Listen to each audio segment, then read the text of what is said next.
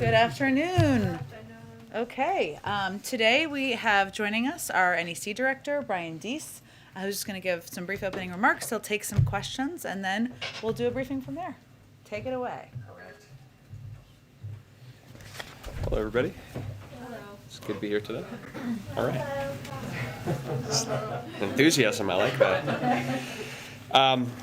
So I just wanted to spend a couple of minutes on providing some context on where we are in the economic recovery, and also use some charts, which will be really fun. The president released a statement earlier today saying that our economy, our economic recovery has two components: getting Americans back to work and getting prices and supply chains back to normal. And so I want to provide a little bit of context on our perspective on that issue. So first, today we learned that the number of Americans filing for unemployment insurance fell to its lowest level since 1969. And I will, as I think I have done every time I've come to this podium, reinforce that every time we look at data like this, 1 week, even 1 month can be volatile, so we look at the averages and trends. But if you look at the first slide here, you'll see that the trend underscores that the 4-week moving average for initial UI claims is now down by about 75% since the beginning of the year. And another way to think about that is that at the beginning of this year, there were 18 million Americans who were collecting unemployment benefits. And today, we learned that now that number has fallen to fewer than 2 million. So in addition to that consistent trend, we're also seeing a reduction in 16 million Americans who were previously relying on government benefits that have now transitioned off of it. We also learned last week that the unemployment rate fell to 4.2%, which is, again, the fastest year-to-date decline in the unemployment rate on record. And in this second chart, you see, there we are.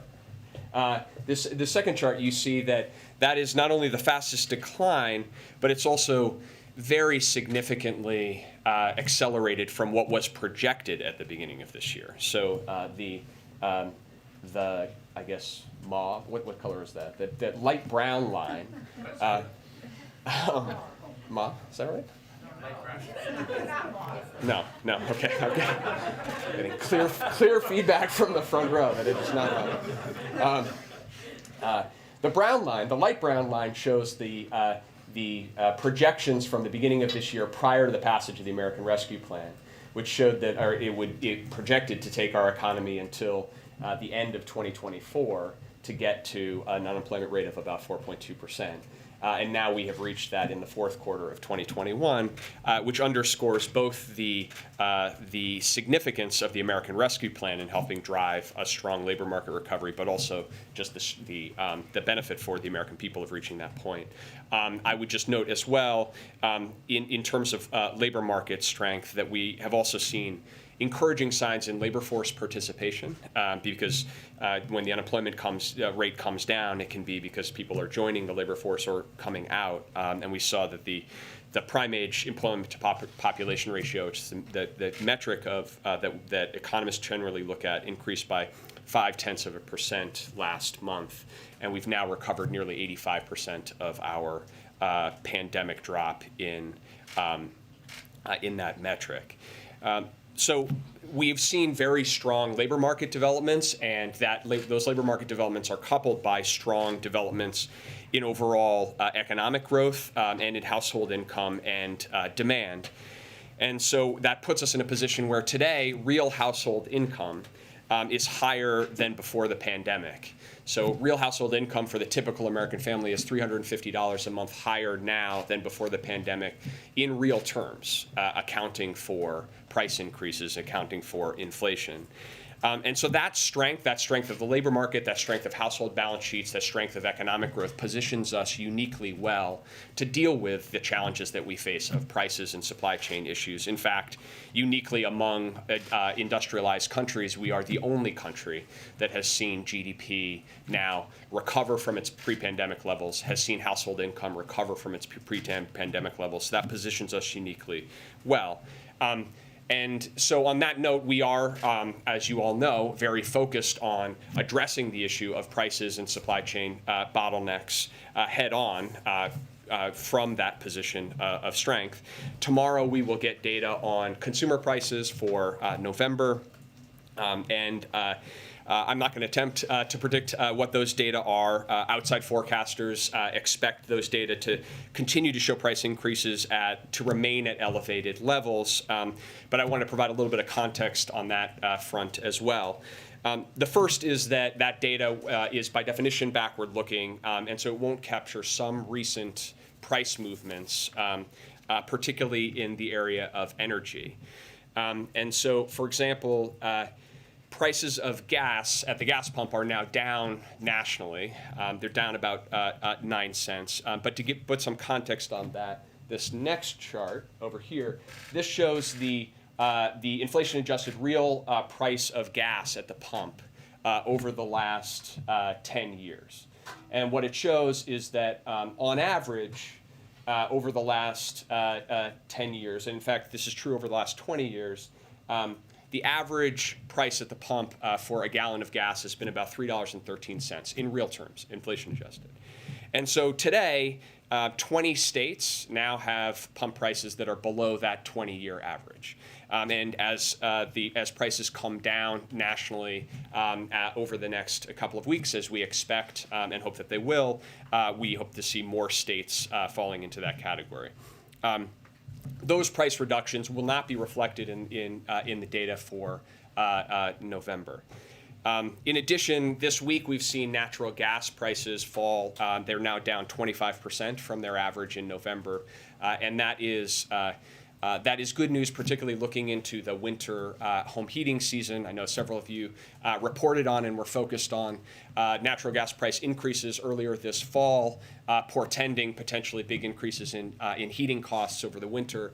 The very dramatic decline in natural gas prices over the course of the last couple of weeks have changed that outlook quite meaningfully. So these declines are delivering, most importantly, some benefit to consumers and some benefits to consumers on a go-forward basis that won't be reflected in that data.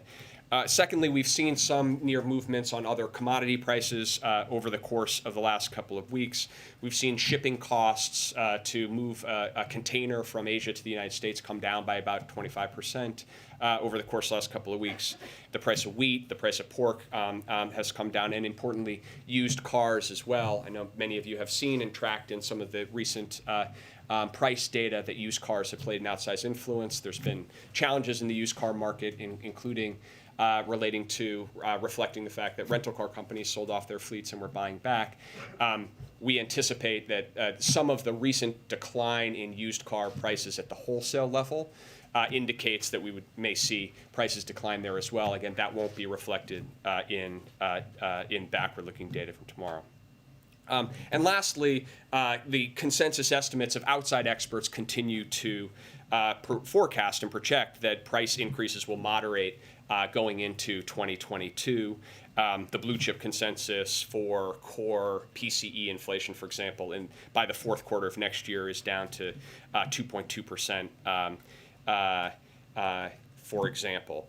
So that's, I think, important context for all of you in thinking about the data releases, but most importantly, from our perspective, it is a reason to redouble our efforts to focus on both the immediate term and the medium-term steps that we can take to try to address prices and bring down costs for families. That's what we're focused on with respect to our supply chain work, our energy price work, and of course, in moving the Build Back Better Act, which will do more than any piece of legislation in modern American history to reduce costs for families. So with that, I will open the floor. Thank you, Jen, and Brian, thank you for being here. Jumping off right there on Build Back Better, as you anticipate and wait for this new data tomorrow, and I think there's also going to be a new cost estimate of Build Back Better requested by Republicans, how concerned is the White House that it will complicate your efforts to win over those moderate Democrats like Joe Manchin? Well, we are quite confident that if the question is what can we do to address the costs that are most pressing to American families, that if that is the debate and that is the discussion, then the case for the Build Back Better Act is only gets stronger, and that we are building momentum around that set of arguments. If you step back and you think about a typical family's budget, and what they have to spend on expenses in a typical month, about 60% of those costs fall into housing, healthcare, prescription drugs, childcare, and transportation. That's what the bulk of a family's budget is made up of.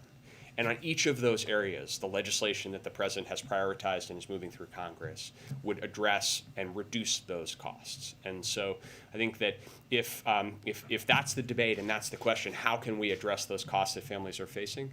Again, the Build Back Better Act will do more to lower costs than any piece of legislation in modern American history. And so we feel quite enthusiastic about being able to make that case. Well, one quick follow on inflation. Fed Chair Jerome Powell said that transitory is no longer the right way to describe inflation. He said it now appears that factors pushing inflation upward will linger well into next year.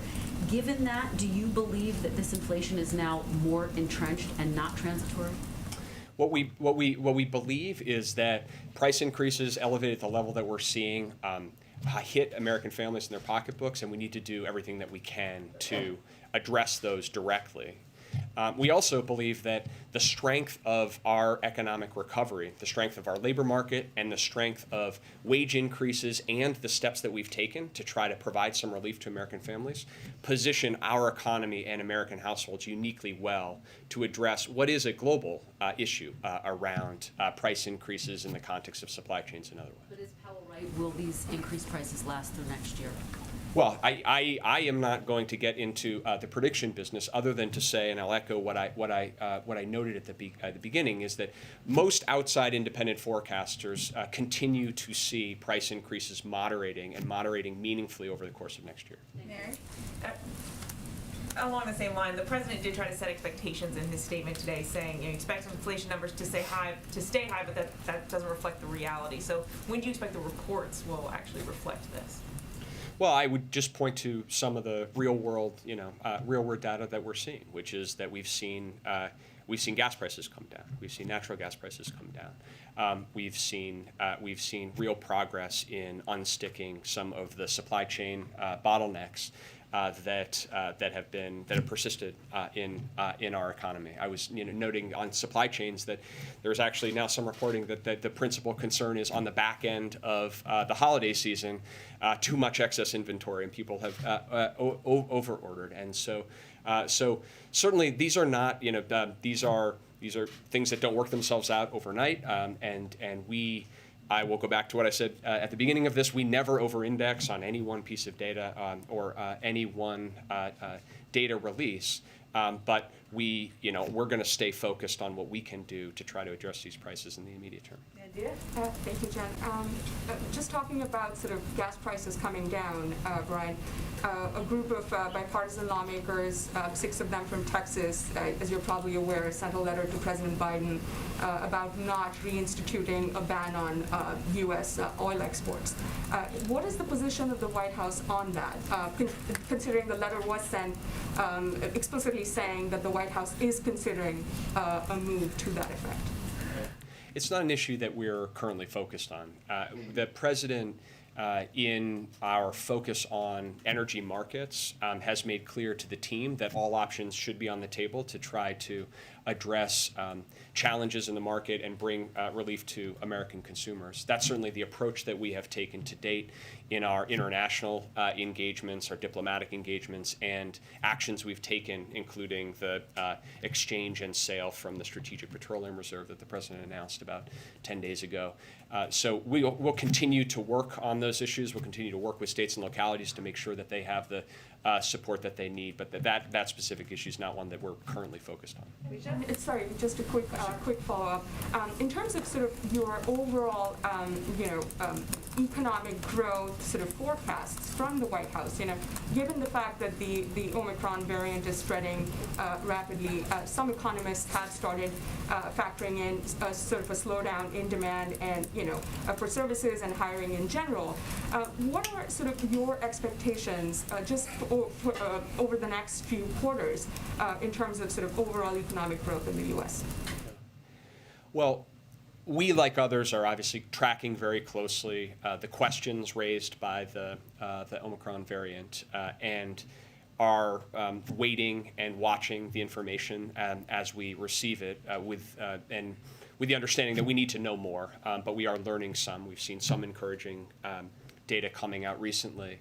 But it's something that we will continue to monitor closely and study closely. In terms of the current growth, currently all indications are that the economy in the fourth quarter continues to grow robustly, and we certainly expect that to continue. And our focus is on how we can maintain the strength of the overall economic recovery, the strength of the labor market recovery, while also addressing head-on these price challenges and these supply chain bottlenecks. And to be very clear, that the risk exists that price increases become entrenched in the long term. That's something that would be a real problem for the economy. We are working in looking forward and don't see that in the current environment, but are focused on the steps that we can take to drive that kind of robust recovery going forward. Thank you, Jen, and thank you, Brian. Just a quick follow-up on Build Back Better and then one on unemployment. Given how involved you are with negotiations, what is the most viable timeline right now for passing it? And is before Christmas still realistic? So we want to move as quickly as possible, and we are working very closely with Senator Schumer and the entire caucus on facilitating that outcome. And Senator Schumer has indicated his intention, his timeline, and we're both supportive of that and believe that that's right and viable. We want to move as quickly as possible here. We think that the outstanding issues are getting worked through in the process. We're making a lot of progress. So we want to move as quickly as possible, and we believe there's every reason why we can. And in terms of unemployment, the system now, and I think you referenced this earlier, doesn't account for gig workers and self-employed who were on unemployment insurance, but then they ran out if they were pandemic related. So is there any way you're tracking the number of those people who might not be included in the numbers but might still be struggling? And is there anything that you can do to help them? So there's sort of two elements of that question. The first is that there were people who were previously receiving unemployment insurance are no longer receiving unemployment insurance are obviously not reflected in the UI claims, and these reflect the people who are receiving government assistance, and that has come down dramatically, as I said, from 18 million to less than 2 million. Within that category, people who were on unemployment insurance and then come off unemployment insurance, the way to track that data is really to look at the labor force data, because those people could either be in the labor force actively looking for a job, or they could be employed, or they could end up out of the labor force. And so one of the things from an economic point of view, one of the concerns that you have is to track the labor force participation, because if people come off of unemployment but they leave the labor force entirely, then that's an outcome that you hope to avoid. So that one of the positive indications in our current labor market is that what we're seeing is, even as the number of people receiving unemployment insurance has come down dramatically, labor force participation has stayed steady and started to tick up, which suggests that people are coming back into the labor market, finding jobs in many cases, or are actively looking for jobs. But that's the sort of best proxy to get at what I think you're trying to refer to. Thank you. Brian, some of the administration's critics have said over the last few months, as these reports come out and show inflation is rising, that the administration highlighting the bright spots like unemployment is glossing over the reality that people are paying more for food and things, basic necessities.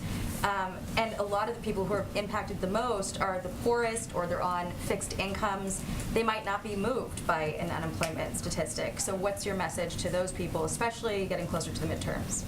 Yeah, absolutely. And just to be very clear, the issue of increased prices hits people in very practical ways in their lives, and no one likes to pay more at the gas pump. Nobody likes to pay more at the grocery store. And for people who are a lower income, it can be tough. I think the message is that employment and our labor market are really important ways in which people can seek and find economic opportunity and prosperity. And the fact that wages are increasing the most for people in the bottom 40% of the income distribution is something that hasn't happened in our economy in some time, and is really positive, because what it means is that there are more job opportunities, and job opportunities at higher wages for people to move into. That's point one.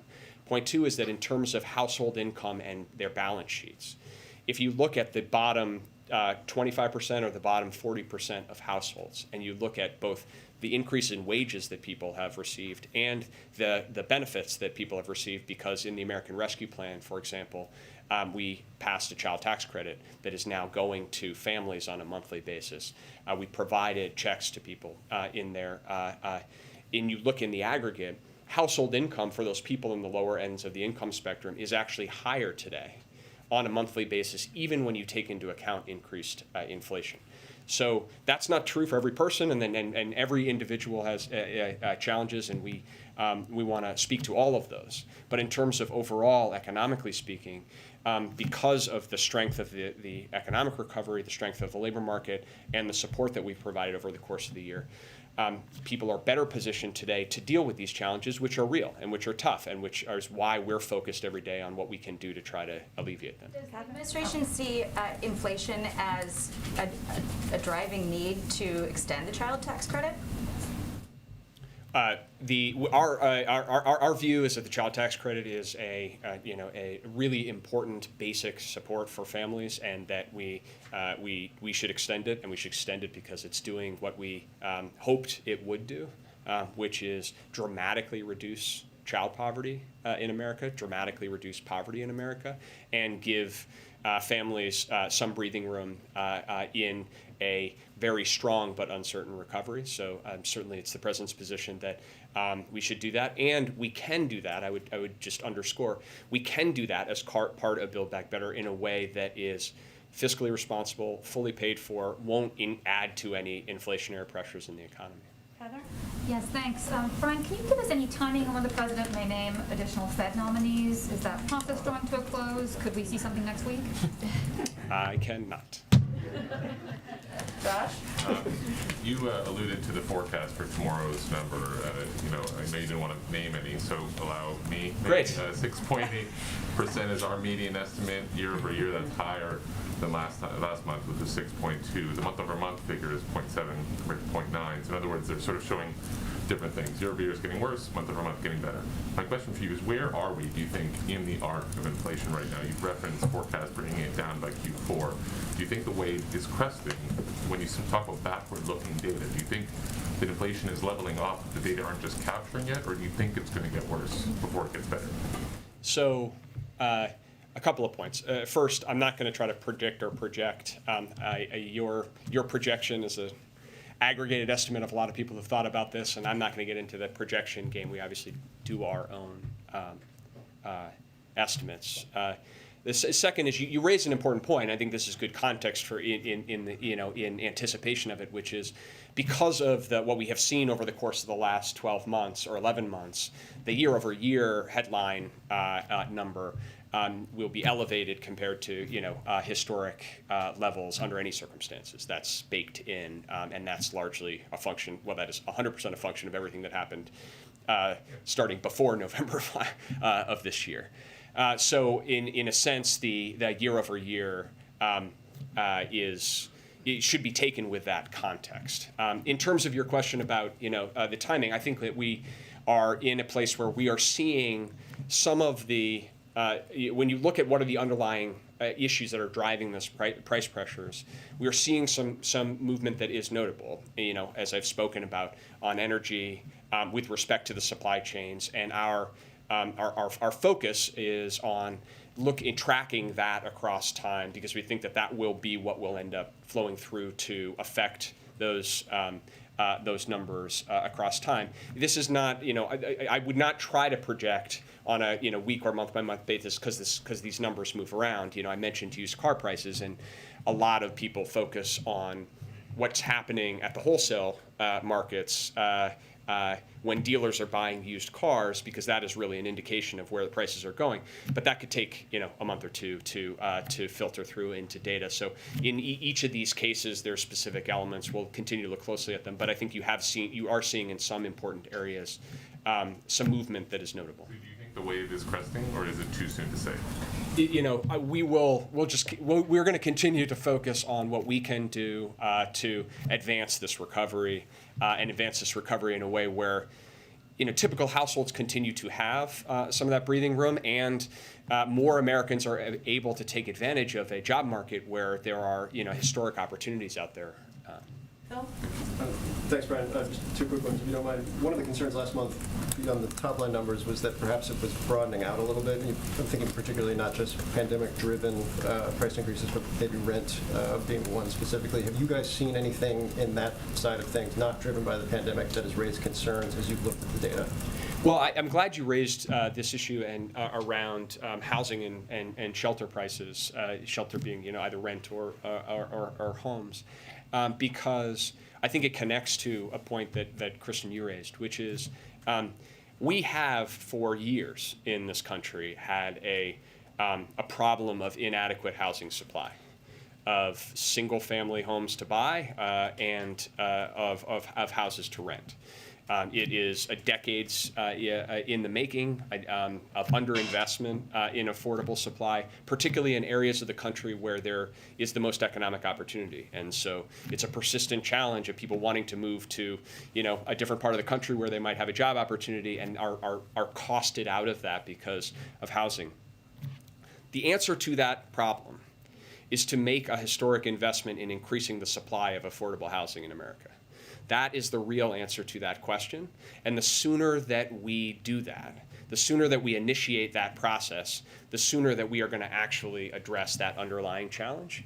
And so some of the price increases that are already baked in and will flow through to those to these numbers. We know that everyone should anticipate that, but the real policy question, it goes to why Build Back Better is so important, is are we going to actually take some steps to finally address that issue so that we can say to the American people that looking forward, they can actually expect some real relief. The housing investments in the Build Back Better plan are directed exactly to that issue. How do we build the kind of housing supply that typical people need across the country in urban, suburban, and in rural areas? And so that is a real present issue, one that will continue to be with us. But hopefully, if we can get this bill done, we'll actually have the tools in place to start to show people some real progress. And then just from a broader perspective, do you guys view it inside your team as an acceptable trade-off if prices are high for a shorter duration, a shorter period of time, perhaps because of some of the demand-driven elements of ARP, so long as you've been able to achieve some of the data, positive data you've been laying out over the course of this day, and I think the White House has been talking about for the last several months. Like this is a trade-off that's acceptable so long as those price increases don't last or become entrenched. Well, I would start.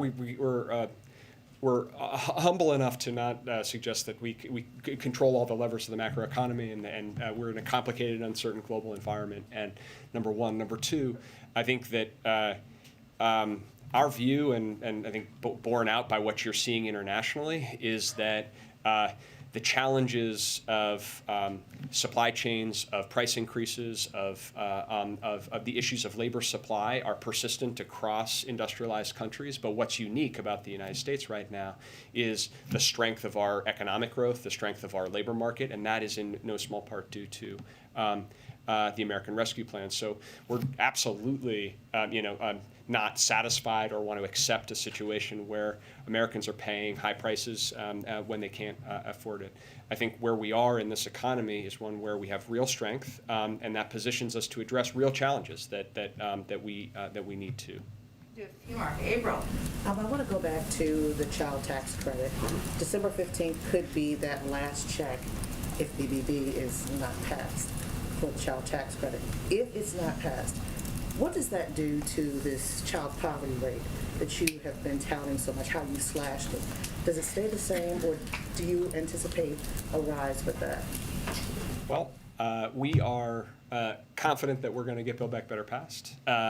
Extending the child tax credit is one of many reasons why we need to do that, and we need to do that as soon as possible. And so that's why you see this administration as focused as we are on working with our congressional counterparts to move that agenda. There are multiple elements of this bill where, if you look at costs and you look at how typical household situations, the urgency is very clear. This is one. The lack of affordable housing is another. The lack of affordable childcare is another that is not a tomorrow issue for so many families that are trying to figure out how to get somebody back into the labor market. And so that's the case we're making, and we're confident we're going to get this done. And then on housing, can you talk about the price of new housing as well as existing housing? Part of the problem they're saying with housing prices, new housing prices, it deals with inflation and lumber. The cost of lumber has pushed up the price of housing and the supply chain issue. How, in the short term, do you plan to combat that as you're dealing with the housing issue and talking about affordable housing? Houses to buy right now are up because of inflation, supply chain issues. Yeah. So it's connected to Phil's question. The prices in the residential market are elevated, but a lot of that is a supply issue. Supply issue is in part connected to near-term supply chain issues, but it is much deeper and longer term, about years and years in which we've underinvested in supply compared to the demand that in the economy for housing, particularly in certain regions and geographies. The supply chain challenges that are affecting the inputs that go into home building are similar to the supply chain issues we're facing overall. But we've tried to take a dedicated focus in a number of areas. So, for example, we have an hours of service waiver for trucks that move across the country to be able to operate additional hours. We extended that to cover building materials as well. The issue of helping to move product through our ports is very important, particularly for building materials that are being imported. So we're focused on the supply chain issues in general, but as they relate to building materials wherever they can, we're trying to highlight them. All right, let's do Kayla and Courtney, and then I'm going to wrap it up. Go ahead. Okay, thank you, Jen. Thank you, Brian. My first question is on Russia. The U.S. and European allies have pledged severe harm on Russia if it escalates the situation in Ukraine. As you in the White House know, the economy is global. It is intertwined, especially the energy market, and European consumers are already paying record costs to heat their homes this winter. So I'm wondering how the administration is thinking about mitigating the impact on the U.S. economy with whatever decisions you decide to take with regard to sanctions. So I will leave the question of sanctions and the impact on our European counterparts to Jake and to Jen. I think they've spoken to them and the sort of dynamic involved there, including as it relates to Nord Stream. With respect to U.S. consumers, the natural gas in particular is an issue that is a commodity that doesn't trade globally, and so the decline that I referenced earlier, 25% decline in natural gas prices since November, that's the price of U.S. Natural gas, which is about, I haven't looked in the last day, but 4 to 5 times lower than in Europe. And that's for a set of reasons, the export constraints. But in terms of the American consumer, looking forward to this winter, there's some positive news in terms of domestic natural gas, and not a lot of flow through to the issues you're raising. And on wages, just to follow up domestically, I think the average American would find inflation more manageable if wages were also going up. And in the last year, inflation-adjusted weekly earnings are down 1.3%. So when can Americans expect to earn more money for the work that they're already doing? Yeah, it's a good question and good context to connect to the earlier question as well. So, if you look at wage growth, it's important to look at it through a couple of lenses. The first is, where is that wage growth happening in the income spectrum? And what you're seeing is wage growth today that is fastest and strongest in the bottom half of the income distribution. So for working families that are making less, they're seeing their wages increase more, and in many cases significantly faster than price increases. So that's point one distributionally. The second is in terms of overall household balance sheets, the income that families have. And when you think about a family and them trying to balance their checkbook, or this year, the question is, what was my wage increase, and what was the support that I received through checks from the government, through the child tax credit. And when you take those into account and look at household income, consistent with the data that you just said, the typical family, the family at the 50th percentile, has actually seen their household income increase, even accounting for price increases. Obviously, as we move forward in this recovery, what we want to see is a strong labor market recovery. We want to see wage increases, particularly for those at the bottom, and we want to see a balancing out here of prices. That's the scenario that we're all trying to work toward. Courtney, last one. Can you give an update on the competition council that you're chairing? It's something I didn't hear you mention in the context of all of this. You said it's something that's what? Competition council. Louder.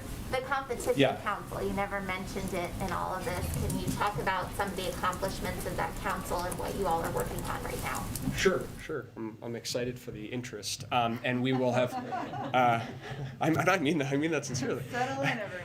No, I mean that sincerely. And we'll be convening the full council around the end of the year, and so look out for that. I can talk about some of the specifics, but I will say that actually, it's consistent with a general philosophy that does interact with a lot of the things that we were discussing here, which is that the core directive in the executive order was to pursue pro-competition policies across the federal government, across agencies, and use antitrust statutes, enforce them robustly across agencies as well. And so this intersects with a number of the issues that we've discussed. I would note positively that the House this week passed a bill on increasing competition in ocean shipping, which is something that we encouraged as part of that executive order. But more directly, you take an issue like the railroads and the lack of competition in that sector. Well, that affects this question of how do we unstick bottlenecks if there's not sufficient competition among rail lines. We talk about food prices, and I think the last time I was here, I was with Secretary Vilsack.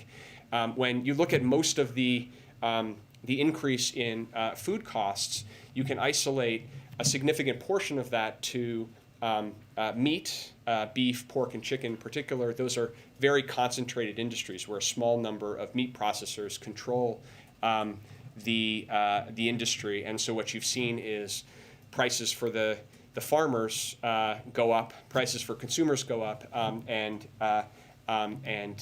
profits for the meat processing companies in the middle go up. And that's an issue of concern, and one that we have focused on both from an antitrust perspective, but also investing in helping competitors get into that market. In fact, today we're making $500 million available to small meat processors to try to increase competition in that space. So we'd be happy to follow up and give you a full slate of where we are on for those of you who are paying attention, there were 72 specific actions in that executive order. We were tracking against all of them. But I will spare the rest of you that, and we're happy to follow up. All right. Thank you, everyone, so much. Thank you, Brian. Thank you. I definitely kept him much longer than I promised, so we want him to come back. All right, so I only have one item for all of you at the top. As I think all of you saw this morning, or many of you saw, this morning the President opened the Summit for Democracy and announced the Presidential Initiative for Democratic Renewal, a landmark set of policy and foreign assistance initiatives to defend and bolster democracy, human rights, and the fight against corruption. The initiative represents a significant targeted expansion of U.S. government efforts to defend, sustain, and grow democratic resilience with like-minded governmental and non-governmental partners. In the coming year, the United States is planning to provide up to $424.4 million toward the initiative. And these efforts will center on 5 areas of work crucial to the functioning of transparent, accountable governance, including supporting free and independent media, fighting corruption, bolstering democratic reformers, advancing technology for democracy, defending free and fair elections and political processes. I know we'll also have a call this afternoon, I'm not sure exactly the timing, to give you more information on the deliverables from this as well. Colleen, why don't you kick us off or continue our journey here together? Thank you. Do you have an update for us on the president's call with Zelensky? And another one just sort of related, there were a couple of reports last night about a potential financial threat or potential military action to Iran in regards to the faltering nuclear talks. I wondered if you had a comment or update on that. Sure. Let me start with the first. When I came out here, the president was still on the call, so our plan was to provide a written readout to all of you, which you should be getting as soon as it's complete or following the briefing whenever it's ready. But I will highlight for you that the president's intention going into this call was to provide an update for President Zelensky on his call with President Putin and underscore our support for Ukraine's sovereignty and territorial integrity, as Secretary Blinken did when he spoke with President Zelensky earlier this week. So this is a follow-on to that call. President Biden is also intending to discuss his deep concerns with Russia's buildup on Ukraine's borders and his commitment to respond with strong measures in the event of a Russian military escalation. We've engaged closely with the Ukrainians throughout this process at a range of levels and have been in daily contact with senior officials in the Ukrainian government. So clearly that is a component of it. I'd also note, I think as many of you saw, that President also provided an update to the B9 Eastern Flank countries with a personal readout of his call with President Putin to hear their perspectives on the current security situation and underscore our commitment to transatlantic security and to our NATO allies, with our NATO allies is sacred, and also to continue to stay in close coordination. But we will get you a readout as soon as that is complete.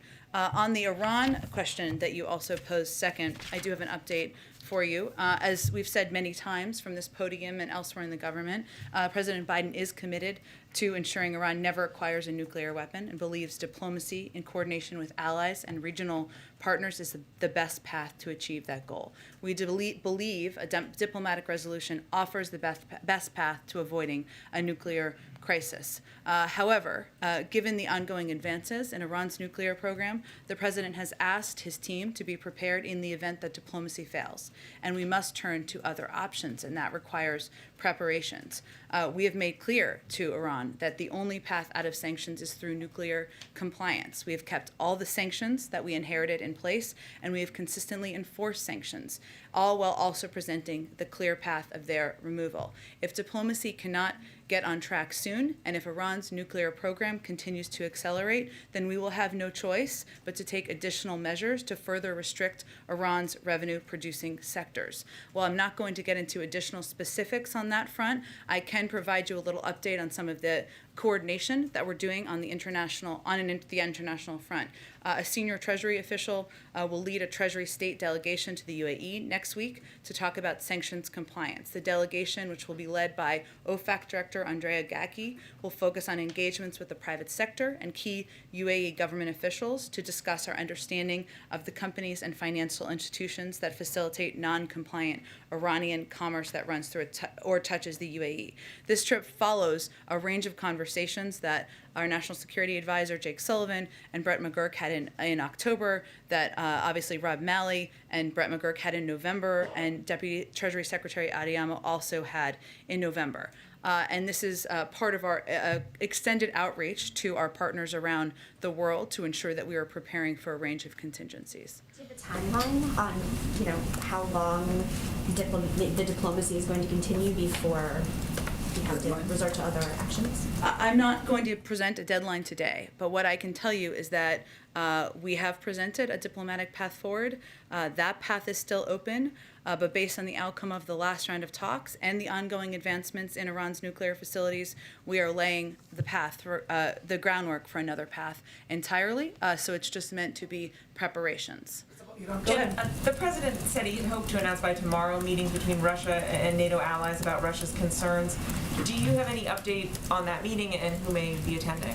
I think what the president was referring to is a range of discussions and engagements that we're continuing to have today. The B9 as an example of that. Obviously, there are a number of NATO partners involved there. And of course, we will, while I have nothing to preview at this point, two presidents tasked their teams to follow up, and we expect that to continue as well. So it was not meant to be an indication of a deal cut, concessions made, any formal format or anything along those lines, more about the commitment to ongoing engagement. And you said, you don't know what Vladimir Putin's next move is here. It's not clear yet whether he's made up his mind whether or not to invade Ukraine. But just how the Russian president said the situation in southeast Ukraine resembles genocide. That was how he described it. Is that something that you would view as a rhetorical escalation? Well, the Russians are known for their rhetorical escalations, as they are also known for their ways of providing misinformation around the world and within Eastern flank countries. So I think we have to take their own efforts to communicate to their public with a grain of salt. What we know is that the aggression here is on the Russian side. The military buildup is on the Russian side. There's a path, a diplomatic path forward. The part of the president's objective, our president's objective in having the call was to convey that clearly. That certainly is our preference, but also to convey clearly that there would be consequences, they would be significant and severe, and we're going to coordinate with our European partners on that. So I would, unfortunately, as I've said before, not a spokesperson for the Kremlin, and I would take their words with a little bit of a grain of salt. Go ahead. Thank you, Jen. Just a quick question on Ukraine's ask to become a member of the NATO alliance, and they've put that out for several years. It's been out there, but really there hasn't been any decision on that. What is the United States position on that issue? I mean, does the president generally support the enlargement of NATO, or does he want the alliance to add new members? What is his position? Well, and indeed, the president has spoken to this in the past, and obviously there are requirements that any country, which the president certainly supports, any country aspiring to join security alliances, NATO and others as well, and he certainly supports the aspiration of Ukraine. There are certain requirements that they would need to meet on a range of issues, including corruption and other topics, and it's obviously up to NATO partner countries and NATO, the alliance, to determine what the path forward looks like. As the sort of the biggest member of the alliance, largest member of the alliance, what is the U.S. telling NATO on this issue specifically? And is the president perhaps offering any assurances to President Zelensky today as he speaks to him on this issue? No, the president's message has been clear. He certainly supports the aspiration of Ukraine, as he supports the aspiration of a range of countries, again, to join security alliances around the world. There are certain requirements that need to be met. Those are well known, and the United States, as a member of NATO, supports that path. Okay. Sorry, a quick question on the Senate passage of the Republican bill yesterday to overturn President Biden's vaccine mandate for private employers. Are you concerned, that given sort of the Democratic support that a bill actually was able to get, are you concerned that it perhaps will actually be able to, interest some centrist House Democrats to maybe join in and secure a vote on that? I understand the White House has said that, you will veto the resolution if it lands on the president's desk. Well, I think what's most important for people to know out there and to understand is the reason why the president proposed these requirements, which include not just a vaccine requirement, but also a testing option, testing once a week, which we feel, and I think the American people feel, is quite reasonable in order to keep workplaces safe, keep schools safe, keep stores safe where people are out there Christmas shopping and holiday shopping safe. We also know that it's steps that economists support, it's steps that 60% of businesses have already put in place. So again, we're hopeful that this doesn't come to the president's desk. I can't make a prediction of that. I'd leave that to the vote counters or the whip counters in the House, but if it comes to his desk, he will veto it. Go ahead. Thanks, Jen. Apart from whatever President Zelensky might have asked the president for today, can you clarify what Ukraine has formally requested of the U.S. as they prepare for any potential invasion? Have they requested support for air and naval defense or electronic warfare as an example? Well, we're not going to get into specifics of private requests made through diplomatic and defense channels from the Ukrainian government. If they want to speak to that, they certainly can speak to that. I would note that there have been requests made over the course of time, and the United States has provided, over the course of some time now, I guess, $400 billion, I believe this is correct, $400 million, sorry, billion would be a lot, $400 million in security assistance that we've committed to Ukraine this year as a part of our efforts to support their sovereignty and territorial integrity. And that includes $60 million of security assistance that we announced during the president's visit in September, which we're still providing, we're still delivering to the Ukrainians. So in terms of their specific requests, what they want to convey privately, if they want to convey that publicly, that is certainly their prerogative, but we would not do that on their behalf. And the head of Ukraine's military intelligence service is quoted in the New York Times saying there are not sufficient military resources for repelling a full-scale attack by Russia if it begins without the support of Western forces. Has Ukraine expressed a similar sentiment to the administration, and do you have a response?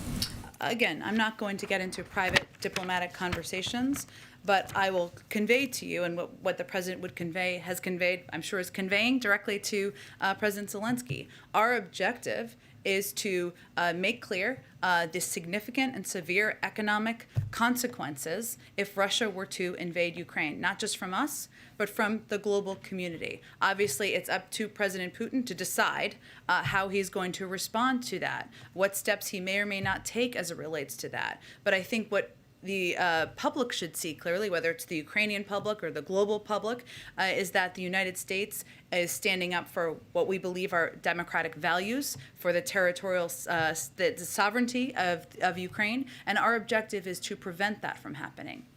Go ahead. Quick one on vaccines. Based on conversations Pfizer has had with the administration, should Americans be mentally preparing for a fourth shot? I would point you really to what the CDC and our health and medical experts have conveyed, and they will continue to evaluate and assess what is needed for the American people and to keep people safe. But I don't want to get ahead of their reviews of data. Go ahead, Jackie. Thanks, Jen. On vaccines, Amtrak, which we know is near and dear to the president's heart, announced that they will potentially have to cut some long-distance routes because they don't have enough employees to operate when the federal mandate takes effect. And that's despite them reporting on the Hill today that 94% of their employees are vaccinated overall. Amtrak got $66 billion from the infrastructure deal. Now they're talking about having to make cuts. Is this policy undermining the president's own legislation? Well, first I would say, and you touched on this, Jackie, but it's great news that 94% of Amtrak's workforce is vaccinated. That is an enormous percentage of their workforce, to state the obvious. They also still have about a month before the deadline for federal contractors on January 4th, or at least a couple of weeks, 4 weeks approximately. What we have conveyed to employers is that post-deadline, we expect employers will follow their standard HR process. That means for employees not in compliance, they'll go through education, counseling, accommodations, and enforcement. That would be what the process would be to play out. But of course, these requirements, we don't expect these requirements will cause disruptions to services that people depend on. There's some time to implement it. We're, of course, working with all federal contractors and federal employees and parts of the federal government to implement this moving forward. And then on Ukraine, there are some reports that the U.S. is pressuring Ukraine to cede land to Russia as a way to deter them from invading. Is that true? No, that's absolutely false. Go ahead. Jen, thank you. Staying on Ukraine, Russian troops are still amassed along the border. Do you have any indication at this point that the president's strategy is working? Well, Kristen, I think it's going to be up to President Putin to make a decision about whether he is going to invade Ukraine and send a message to the global community that he does not respect the territorial integrity of a country, when the United States, our European partners, are sending a clear message that there will be significant economic consequences, severe economic consequences, beyond, as Jake Sullivan said the other day, what we have seen in 2014. So at this point, obviously, you would know if they have made the decision to invade. They have not. But again, it's the ball is in his court. And we know that Ukraine, some lawmakers on Capitol Hill said that they want more military equipment now. I know we don't have a readout yet of the call, but are there any discussions about potentially sending that equipment now and not waiting until there's further invasion?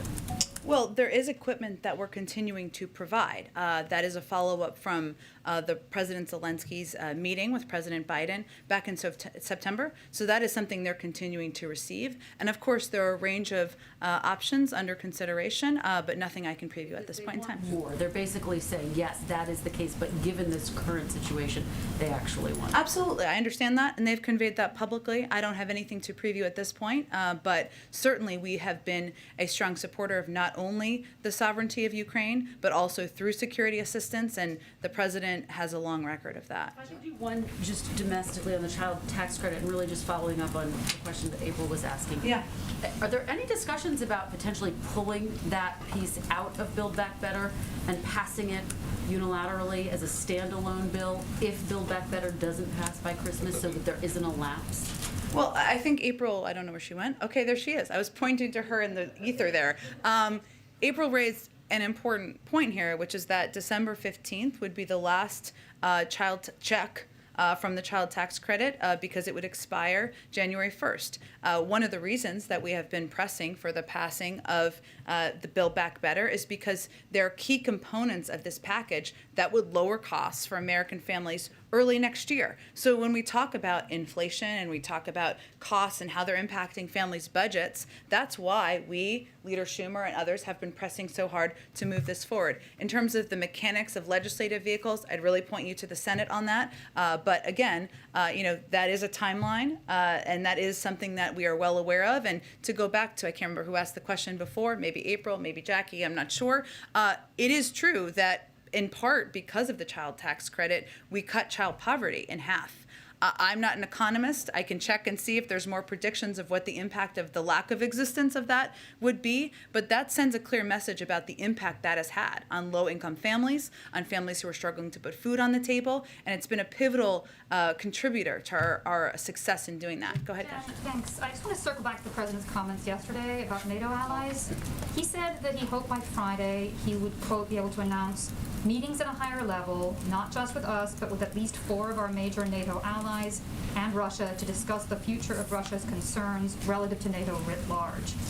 Are these meetings, conversations not happening? And if not, what was he talking about exactly? Well, he has a call with the B9 this afternoon. That's something that includes a number of NATO allies. And of course, we are in touch every single day with a number of NATO allies and partners. And as I noted a little bit earlier, when he had the conversation with President Putin, they discussed and agreed to have their teams follow up in ongoing discussions and engagements. In terms of any other format or forum, there's no current mechanism for that.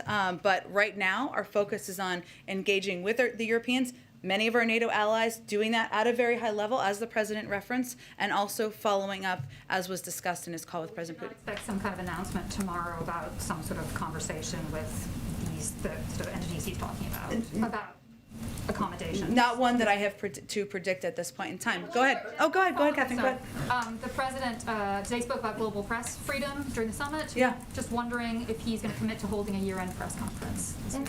Well, one, I would say that global press freedom is something that he feels is important to stand up for, not just here, but when he is traveling around the world and ensuring that your colleagues around the world who are dealing with circumstances where they are put in jail, they don't have access to any officials, they are restricted from covering global events, human rights abuses around the world. Not that what you don't all do isn't very challenging. I'm not suggesting that, but there are a lot of circumstances around the world that I think even go beyond. I would say the President answers questions multiple times a week.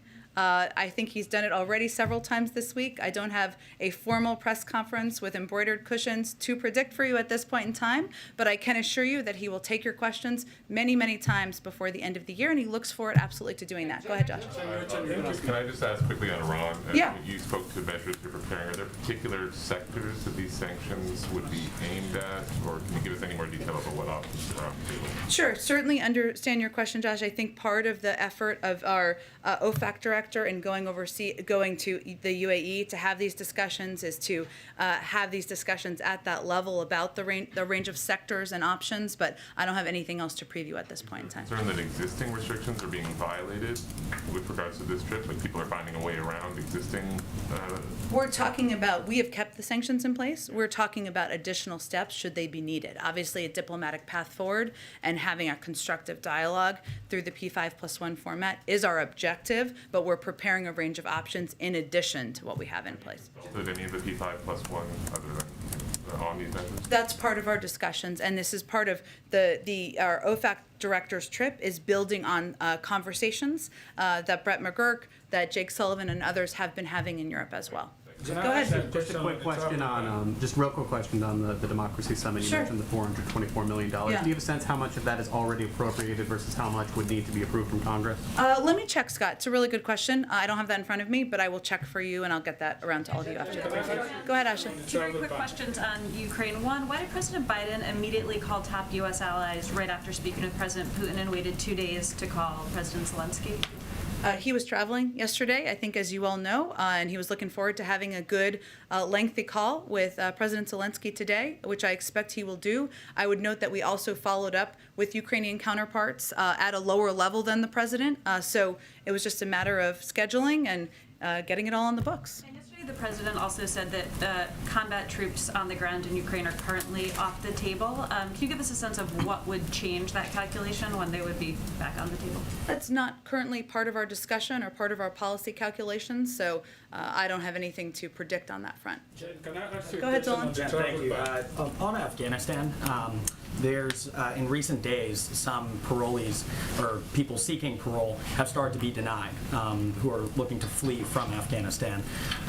I understand this system has been flooded with, I think, roughly 30,000 applications, but some of the lawyers for those parolees or applicants have said that the documentation requirement, including specifying an address or a specific threat, given that it might have been 10 years ago or their home might have been destroyed, is a pretty high standard. Is the president currently satisfied with this system of humanitarian parole, or is there any thought of lobbying Congress for another special parole program?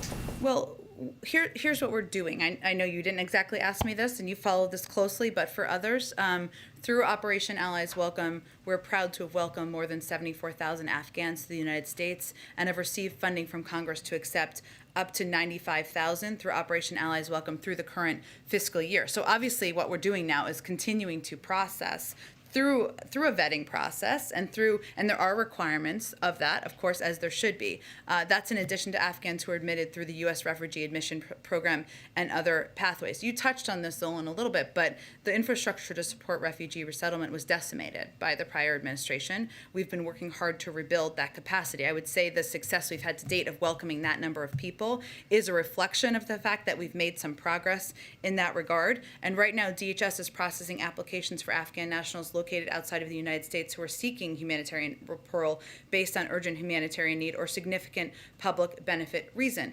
There are going to be requirements, of course, through any of these systems, as there should be. As we consider welcoming people back in, we're continuing to put in more resources so that we can process more people and continuing to try to do everything we do everything we can, I should say, to handle the surge in interest and in cases. But there will be people who don't meet the requirements who aren't going to be able to come to the United States. And we just want to be very clear and transparent about that as well. With the Democracy Summit, again, at a CNN town hall, the president was asked about voting rights, police reform. He said that he had been so focused on Build Back Better and infrastructure, but that he was going to move on to that, indicated he would move on to that. Now that we are moving, you've had some progress with that legislation.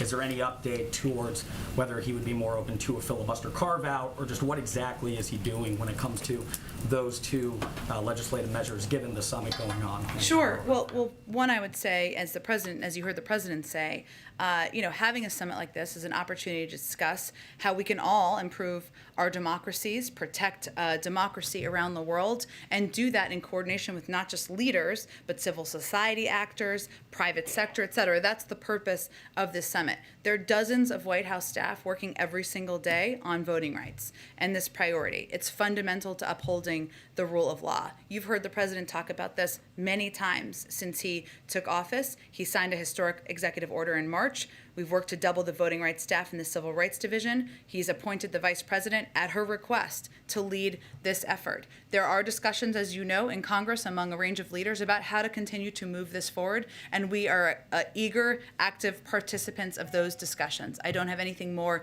in terms of views or his steps on the legislative process at this point. Don't have any updates today. Okay, I gotta wrap in a second. Let me go to AFP. Go ahead. Thank you very much. Go ahead. Thank you. One on Russia, well, one on Ukraine, and one on China, if I may. Could you tell us a bit more about how President Biden views Putin's central argument, which seems to boil down to they don't want Ukraine, A, to enter NATO, but B, also not to have any US offensive weapons or NATO offensive weapons in Ukraine. So when President Biden referred to looking for accommodations, was he talking about cutting some sort of deal with Putin about we won't do this if you don't do that?